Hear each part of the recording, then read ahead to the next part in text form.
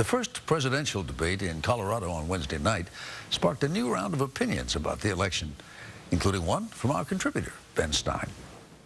Every so often, I see something that deeply moves me about being an American. It could be a bald eagle soaring above Lake Pend Oreille in North Idaho.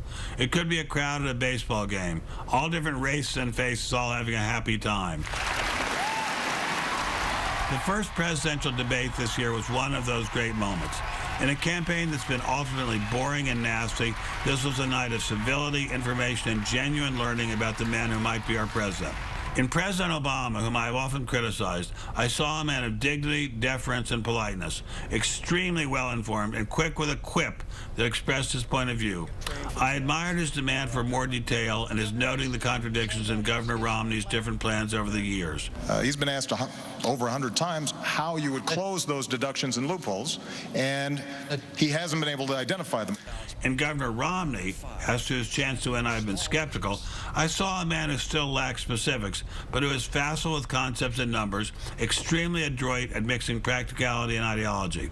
I also saw a man of good humor, who began the evening with congratulations to Mr. Obama on his anniversary. I'm sure this was the most romantic place you could imagine, here with me. So I saw presidential dignity in both men.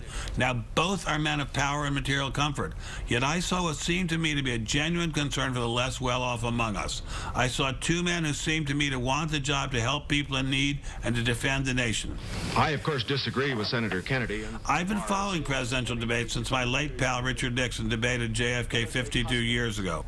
In my view, this most recent debate was the least rancorous, most fact-filled, most good-natured debate I've ever seen. We do have a difference, though, when it comes to definitions of small business. 54% of America's workers work in businesses that are taxed not at the corporate tax rate, but at the individual tax rate. Two policy wonks, two technocrats arguing over fairly small points while in basic agreement about their love of America and their reluctance to change anything basic about this country. No hatred, no talk of punishment, just a wish to make something great even greater. Now, much may change in the next few weeks, and the debates on foreign policy and defense may be totally different. But when Larry King asked me after the debate last week who won, I said, America won, and I meant it.